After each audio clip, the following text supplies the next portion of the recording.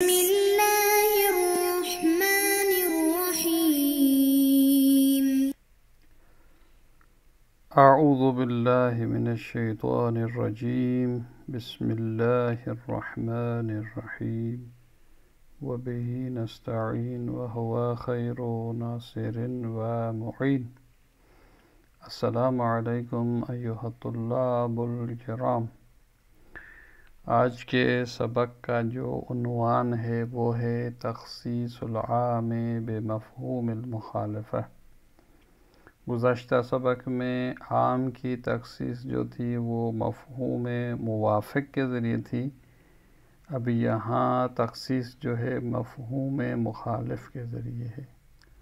اس کی مثال بھی یہاں پر ہے، اعن الفقراء وَأَعْنِ الْفُقَرَاءَ إِنْ كَانُوا مُؤْمِنِينَ. تو یہ فقراء جو ہے عام ہے، عموم ہے، اس میں مومن ہوں چاہے غیر مومن ہوں. یہ جو خاص ہے کہہ رہا ہے کہ اگر مومن ہوں تو فقیروں کی مدد کرنا، اگر مومن نہ ہوں تو مدد نہیں کرنی. تو ان کے درمیان میں جو ہے وہ ٹکراؤ پایا جاتا ہے. البتہ یہ ٹکراؤ جو ہے وہ اس جملے کے مفہوم سے ہے. یہ جملہ شرطیہ ہے، اس کا مفہوم یہ ہے کہ اگر مومن نہ ہوں تو فقراء کی مدد نہ کرنا. تو اس کے بارے میں فرماتے ہیں وَأَمَّا تَخْصِيصُ الْعَامِ بِمَفْهُومِ الْمُخَالَفَةِ. عام یہ جو ہے اس کی تخصیص جو ہے مفہوم مخالف کے ذریعے. یہاں جملہ شرطیہ کا جو مفہوم ہے وَهُوَ مِثْلُ مفہوم شرط، جس طرح کہتے ہیں مفہوم شرط ایک مفہوم مخالف ہے. اذا قلنا بحجیتہ، اگر ہم قائل ہوتے ہیں کہ مفہوم شرط حجیت رکھتا ہے، جس کی بارے میں گفتگو مفاہیم میں گزر چکی.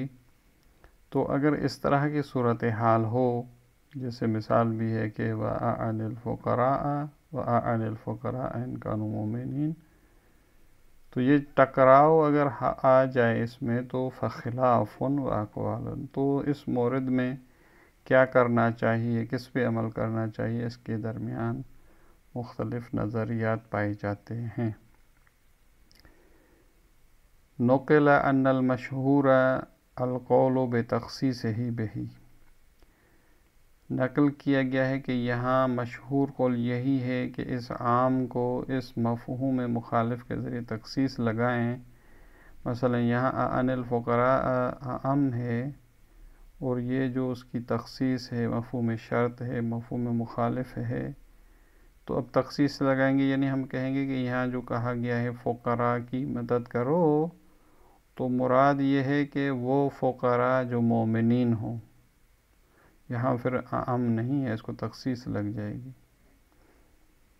تو لہٰذا اس کو تخصیص جب لگے گی تو مراد جو ہے وہ فقراء مومنین ہے. دلیل کیا دیتے ہیں، کیوں بھائی جو ہے وہ ہم اس عام کو تخصیص لگا رہے ہیں. ہم کہیں کہ مثلا اس مفہوم مخالف کے تخصیص نہیں لگنی چاہیے، تو کہتے ہیں کہ لأنه دلیل خاص شرعی لفظی. کہتے ہیں یہ جو مفہوم مخالف ہے یہ ایک دلیل خاص ہے، کیونکہ یہاں انہوں نے قید لگائی ہوئی ہے فقراء جو ہے وہ مومنین ہوں. تو جو خاص ہوتا ہے اور یہ دلیل شرعی بھی ہے، دلیل لفظی بھی ہے، تو لہذا یہ مقدم ہوگی اس عام پر. دلیل لفظی ہے، شرعی ہے، بمعونت حکم العقل بالملازمہ. اور یہاں عقل جو ہے وہ ملازمے کا حکم بھی دے رہا ہے. مثلا یہاں عقل کہہ رہا ہے کہ یہ ان کانوا مؤمنین جو ہے وہ شرط ہے، تو یہ شرط اور یہ جو اس کی جزا ہے عن الفقراء، ان کے درمیان ملازمہ پایا جاتا ہے.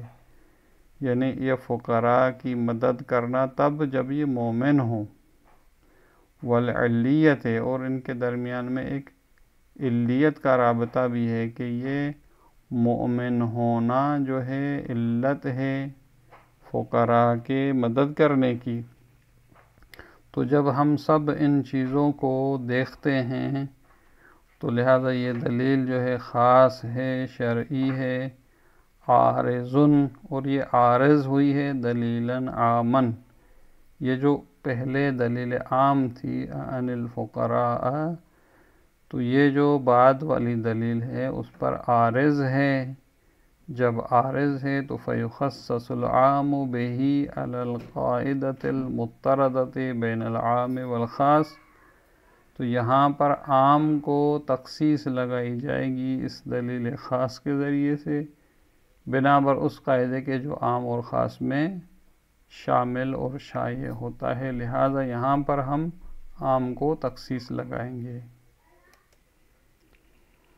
اب آتے ہیں اس مسئلے کی طرف کہ اسی نظریے کو ورد بأن الخاص انما قدم على العام لأنه اقوى وهنا المفہوم ضعیف فلا يقدم على العام.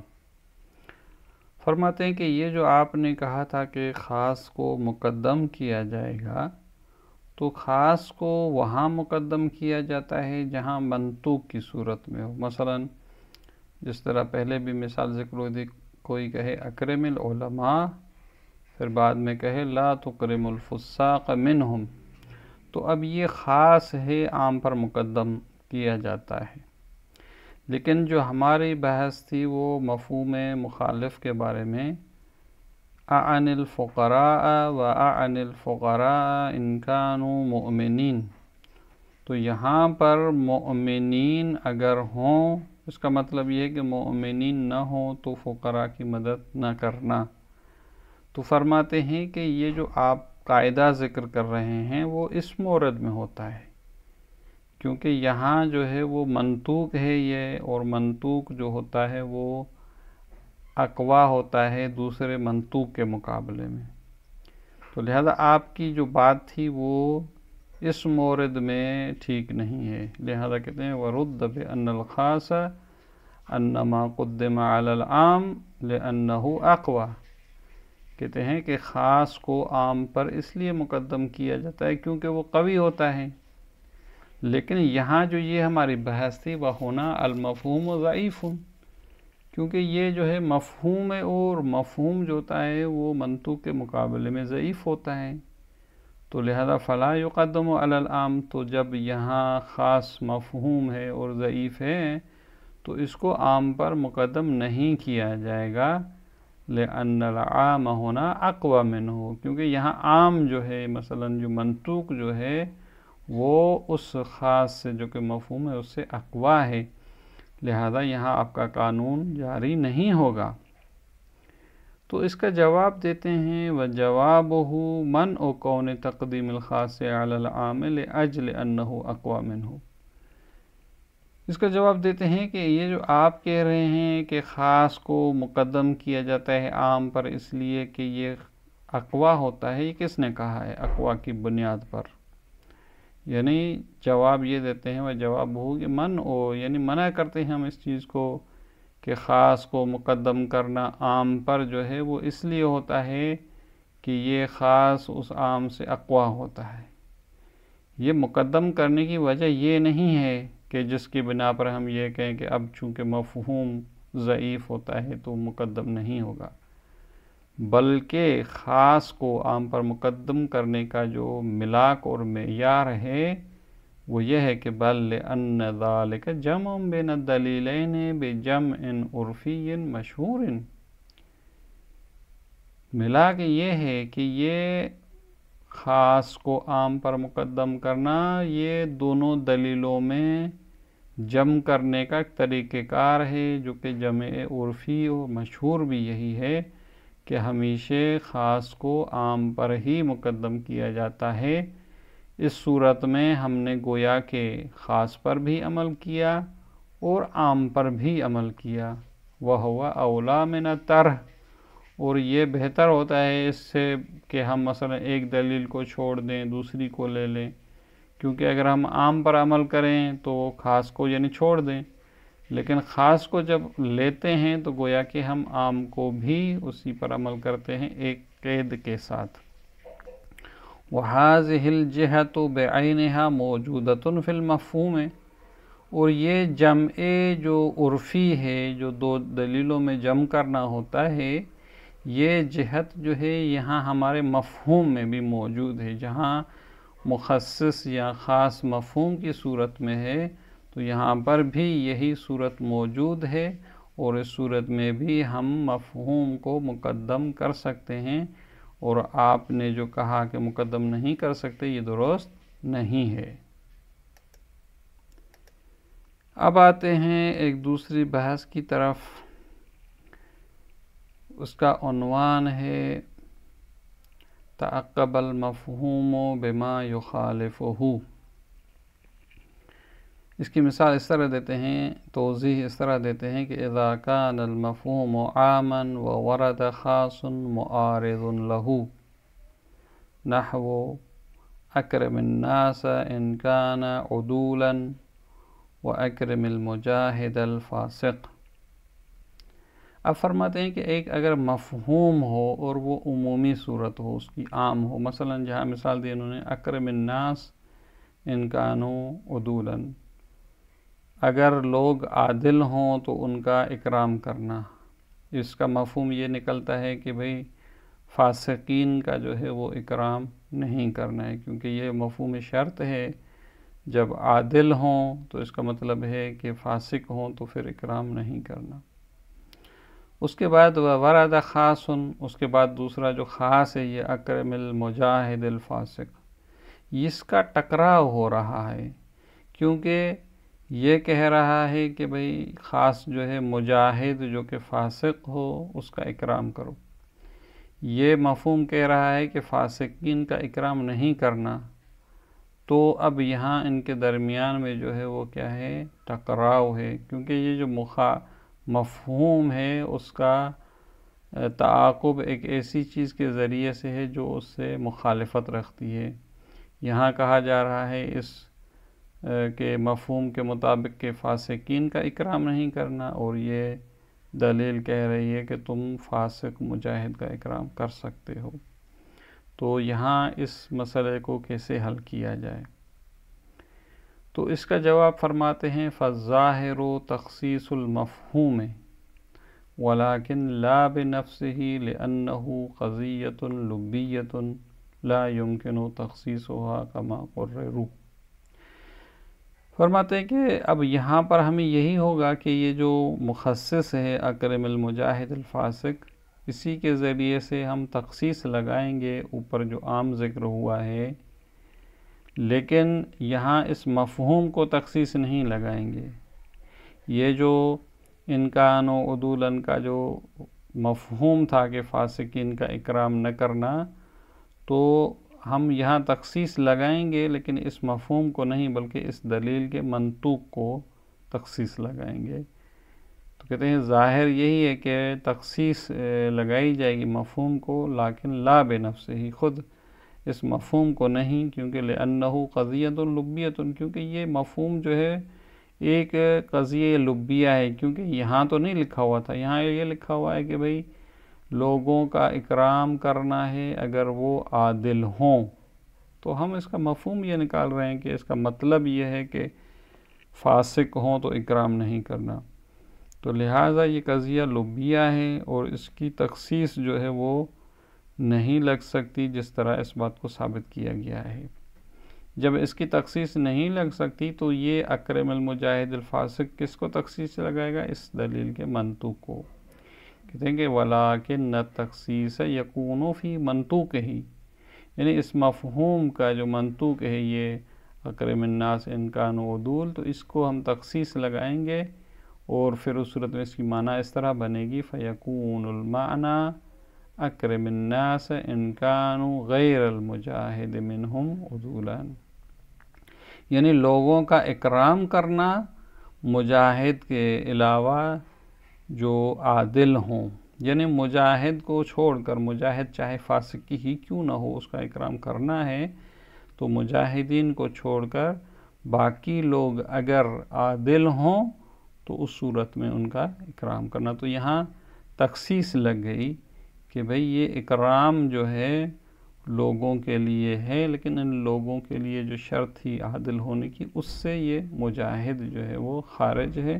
مجاہد چاہے فاسق ہی کیوں نہ ہو، اس کا تم نے اکرام جو ہے وہ کرنا ہے۔ تو اس طریقے سے اس مسئلے کو حل کیا جا سکتا ہے اور تخصیص جو ہے وہ لگائی جائے گی۔ اس کے بعد ایک صورت کی جو ہے وہ الگ ایک صورت بناتے ہیں، وہ یہ ہے کہ وَأَمَّا إِذَا كَانَتِ النِّسْبَةُ بَيْنَ الْمَفْهُومِ وَبَيْنَ مَا تَعَقَّبَهُ عُمُومًا وَخُصُوصًا مِنْ وَجْهٍ۔ کہتے ہیں وہاں جو پہلے ہم نے مثال دی، وہاں نسبت جو تھی عام خاص مطلق کی تھی، لیکن اگر نسبت جو مفہوم میں ہے اور جو اس کے بعد چیز آ رہی ہے، ان دونوں کے درمیان عام خاص من وجہ کی نسبت ہو، مثلا یہاں مثال ہے اکرم الناس ان کانوا عدولا، لوگوں کا اکرام کرنا اگر وہ عادل ہوں، تو اس کا مطلب یہ ہے کہ فاسق لوگوں کا اکرام نہیں کرنا، یہ اس کا مفہوم ہے۔ تو اس مفہوم میں فاسق لوگوں کا اکرام نہیں کرنا، اور اس کے بعد ایک دوسری دلیل آ رہی ہے وَأَكْرِمِ الْعُلَمَاءَ، بھئی علماء کا تم نے اکرام کرنا ہے۔ تو علماء اور اس کا جو یہ مفہوم ہے، ان میں عموم خصوص من وجہ کی نسبت ہے، وہ اس طرح کہ ایک مادہ اجتماع ہے، جس طرح عالم فاسق۔ اب یہ اکرم العالم بھی اس پہ صادق آ رہا ہے کہ عالم ہے، اور یہ جو فاسق لوگوں کا اکرام نہ کرنا، تو یہ فاسق ہونا بھی یہاں ایک عالم جو کہ فاسق ہو اس میں قابل تصور ہے۔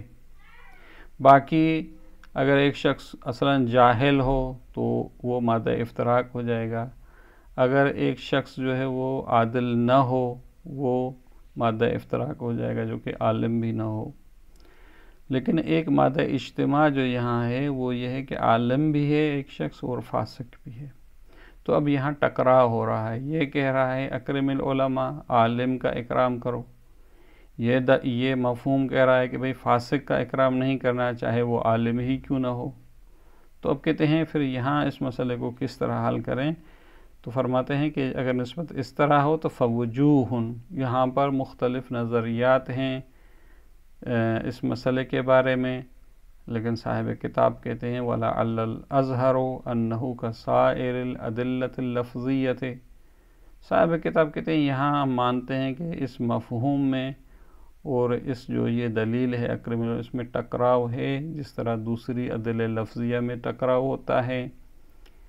فَإِذَا أَجْرَيْنَا فِي مِثْلِ تَعَارُضِ الْعُمُومِ وَالْخُصُوصِ مِنْ وَجْهٍ الْأُصُولَ الْعَمَلِيَّةَ، کہتے ہیں جب اس طرح کا موقعیت ہوتی ہے کہ عموم اور خصوص من وجہ جہاں ہو اور وہ ادلہ لفظیاں ہوں، تو وہاں ہم نے جاری کیا تھا اصول عملیہ کو، کان فی المقام کذالک، یہاں پر بھی ہم یہی کام کریں گے، یہاں پر ہم کہیں گے کہ اصول لفظیہ جو ہے یہ ادلہ لفظیہ کا یہاں پہ ٹکراؤ ہو رہا ہے، لہذا اصول عملیہ کے مطابق عمل کرنا چاہیے۔ اب جو بھی اصول عملیہ کی تقاضا ہوگی اس کے مطابق یہاں پر جو ہے وہ عمل کیا جائے گا۔ اب اس کے بعد الگ بحث آئے گی انشاءاللہ، اس کو اگلے جلسے میں مطرح کریں گے۔ والسلام علیکم ورحمۃ اللہ وبرکاتہ۔